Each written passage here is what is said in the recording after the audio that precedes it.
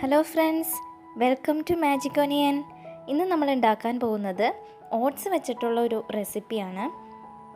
സാധാരണ ഓട്സ് വെച്ചിട്ടുള്ള റെസിപ്പി എന്ന് പറയുമ്പോൾ നിങ്ങളുടെ മനസ്സിലേക്ക് ആദ്യം വരുന്നത് ഓട്സ് വെച്ചിട്ടുള്ള ഉപ്പുമാവായിരിക്കും.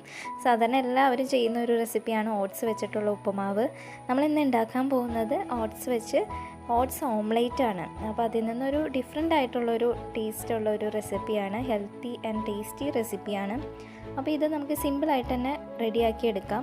ഒത്തിരി ഇൻഗ്രീഡിയൻസ് ഒന്നും ചേർക്കുന്നില്ല. നമുക്ക് ബ്രേക്ക്ഫാസ്റ്റിനൊക്കെ യൂസ് ചെയ്യാവുന്ന ഒരു റെസിപ്പിയാണിത്. പെട്ടെന്ന് തന്നെ തയ്യാറാക്കി എടുക്കാം. അപ്പോൾ അതിന് വേണ്ട സാധനങ്ങൾ എന്തൊക്കെയാണെന്നും എങ്ങനെയാണ് തയ്യാറാക്കുന്നതെന്നും നോക്കിയാലോ. അപ്പോൾ അതിനായിട്ട് ഞാൻ എടുത്തേക്കുന്നത് 1 കപ്പ് ഓട്സാണ്. അത് നമ്മൾ മിക്സിയുടെ ചെറിയ ജാറില്ലേ, അതിലിട്ട് നന്നായിട്ടൊന്ന് പൊടിച്ചെടുക്കാം. അപ്പോൾ 1 കപ്പ് ഓട്സ് മിക്സിയുടെ ചെറിയ ജാറിലിട്ട് അപ്പോൾ തരിയൊന്നും ഇല്ലാത്ത രീതിക്ക് നന്നായിട്ട് പൊടിച്ചെടുത്തിട്ടുണ്ട്. അത് നമുക്കൊരു പാത്രത്തിലേക്ക് മാറ്റാം. ഇനി അടുത്തായിട്ട് അതിലേക്ക് നമ്മൾ അരിഞ്ഞു വെച്ചിരിക്കുന്ന ഇൻഗ്രീഡിയൻസ് ആഡ് ചെയ്യാണ്. ഞാനിത് ഗ്രേറ്റ് ചെയ്തെടുത്ത ഒനിയനാണ്. ഒരു ഒനിയൻ്റെ പകുതിയാണ് എടുത്തേക്കുന്നത്. ഗ്രേറ്റ് ചെയ്തെടുത്ത ഒരു ക്യാരറ്റിൻ്റെ പകുതി ക്യാരറ്റാണ് നമ്മൾ എടുത്തേക്കുന്നത്. അടുത്തായിട്ട് കറിവേപ്പില കൂടെ അതിലേക്ക് ചേർത്ത് കൊടുക്കാം.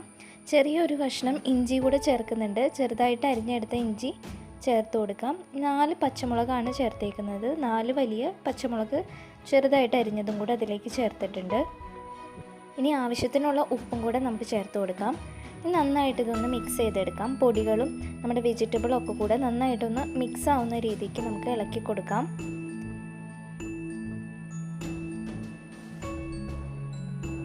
ഇനി ഞാൻ അതിലേക്ക് ചേർക്കുന്നത് പാലാണ്.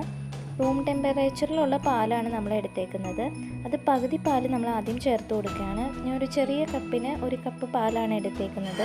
നിങ്ങൾക്കിത് ഫുള്ള് പാലായിട്ട് തന്നെ എടുക്കണമെന്നില്ല. വെള്ളം വേണമെങ്കിൽ വെള്ളം ആഡ് ചെയ്ത് കൊടുക്കാം. അപ്പോൾ കട്ടയൊന്നും ഇല്ലാത്ത രീതിക്ക് നന്നായിട്ട് ഇതൊന്ന് മിക്സ് ചെയ്തെടുക്കണം. നമുക്കൊരു 10 മിനിറ്റത്തേക്ക് മാറ്റി വയ്ക്കാം. ഇനി ഞാനൊരു പാത്രത്തിൽ 2 മുട്ട പൊട്ടിച്ച് ഒഴിച്ചിട്ടുണ്ട്. 2 എണ്ണമാണ് ഞാൻ ഇവിടെ എടുത്തേക്കുന്നത്. ഇനി അതിലേക്ക് ആവശ്യത്തിനുള്ള ഉപ്പും കൂടെ ചേർത്ത് കൊടുക്കാം. നമ്മൾ ബാറ്ററിൽ ഓൾറെഡി ഉപ്പ് ചേർത്തിട്ടുണ്ട്. അതനുസരിച്ച് വേണം ഉപ്പ് ചേർക്കാനായിട്ട്. അതിലേക്ക് ഒരു 1/4 ടീസ്പൂണോളം കുരുമുളക് പൊടിയും കൂടെ ചേർക്കുന്നുണ്ട്. ഓട്സ് മിക്സ് ചെയ്തത് നമ്മൾ ഒരു 10 മിനിറ്റ് മാറ്റി വെച്ചായിരുന്നു. ഇനി അതിലേക്ക് നമ്മൾ മുട്ട മിക്സ് ചെയ്തതും കൂടെ അതിലേക്ക് ആഡ് ചെയ്ത് കൊടുക്കുകയാണ്. ഇനി ഇത് രണ്ടും കൂടെ നന്നായിട്ടൊന്ന് യോജിപ്പിച്ചെടുക്കണം. കുറച്ച് നേരം നന്നായിട്ടൊന്ന് മിക്സ് ചെയ്ത് കൊടുക്കാം. മുട്ടയും ആ ഓട്സിൻ്റെ പൊടിയൊക്കെ കൂടെ നന്നായിട്ടൊന്ന് യോജിച്ച് വരുന്നവരെ ഇളക്കി കൊടുക്കുക. അപ്പോൾ ഇത്ര മാത്രമാണ് ഇതിൻ്റെ പ്രോസസ്സിങ് വരുന്നുള്ളൂ. അപ്പോൾ നമ്മുടെ ബാറ്റർ റെഡി ആയിട്ടുണ്ട്. നന്നായിട്ട് ഇതൊക്കെ മിക്സ് ചെയ്ത് കൊടുത്തിട്ടുണ്ട്. ഇനി ഇത് നമുക്ക് ബാറ്റർ കുറച്ച് സമയത്തേക്ക് മാറ്റി വയ്ക്കേണ്ട കാര്യമില്ല. ഇനി ഇതുപോലെ തന്നെ നമുക്ക് ചുട്ടെടുക്കാവുന്നതാണ്. അപ്പോൾ ഞാനൊരു ഫ്രൈ പാൻ വെച്ചിട്ടുണ്ട്. അതിലേക്ക് ചൂടായതിന് ശേഷം അതിലേക്ക് എണ്ണ നന്നായിട്ട് സ്പ്രെഡ് ചെയ്ത് കൊടുത്തിട്ടുണ്ട്. ഞാൻ സൺഫ്ലവർ ഓയിലാണ് സ്പ്രെഡ് ചെയ്തേക്കുന്നത്. ഇനി അതിലേക്ക് ഞാൻ 1.5 തവി നമ്മുടെ ബാറ്റർ ഇതിലേക്ക് ഒഴിച്ചു കൊടുക്കുകയാണ്. ഇനി അത് നമുക്ക് മൂടി വെച്ച് വേവിച്ചെടുക്കണം. 2 മിനിറ്റ് മൂടി വെച്ചതിന് ശേഷം അതിൻ്റെ ഒരു സൈഡ് നന്നായിട്ട് കുക്കായിട്ട് വന്നിട്ടുണ്ടാവും. അപ്പോൾ അതിൻ്റെ മേൾഭാഗത്ത് നമുക്ക് കുറച്ചുകൂടി എണ്ണ അല്ലെങ്കിൽ ഓയിൽ സ്പ്രെഡ് ചെയ്ത് കൊടുക്കാം.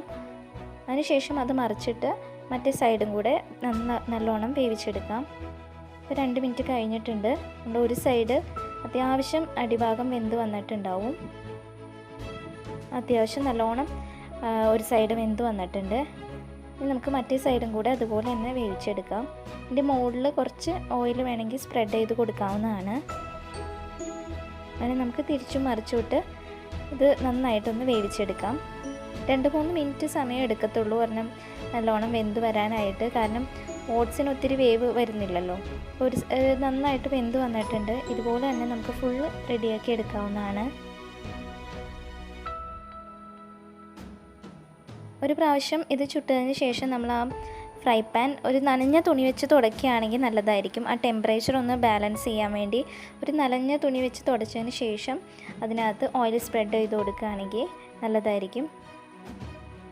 അങ്ങനെ നല്ല ടേസ്റ്റി ആയിട്ടുള്ള നമ്മുടെ ഓട്സ് ഓംലേറ്റ് റെഡിയാക്കിയിട്ടുണ്ട്. ഇന്നത്തെ റെസിപ്പി എല്ലാവർക്കും ഇഷ്ടമായെന്ന് വിശ്വസിക്കുന്നു. എല്ലാവരും ഇതൊന്ന് ട്രൈ ചെയ്ത് നോക്കുക. സ്ഥിരം നിങ്ങൾ ഓട്സ് ഉപ്പുമാവൊക്കെ ആയിരിക്കും ട്രൈ ചെയ്യുന്നത്. അതിൽ നിന്ന് ഡിഫറെൻ്റ് ആയിട്ട് ടേസ്റ്റി ഹെൽത്തി ആയിട്ടുള്ളൊരു റെസിപ്പിയാണ്. ഇന്നത്തെ ഓട്സ് ഓംലേറ്റ് എല്ലാവർക്കും ഇഷ്ടമായെന്ന് വിശ്വസിക്കുന്നു.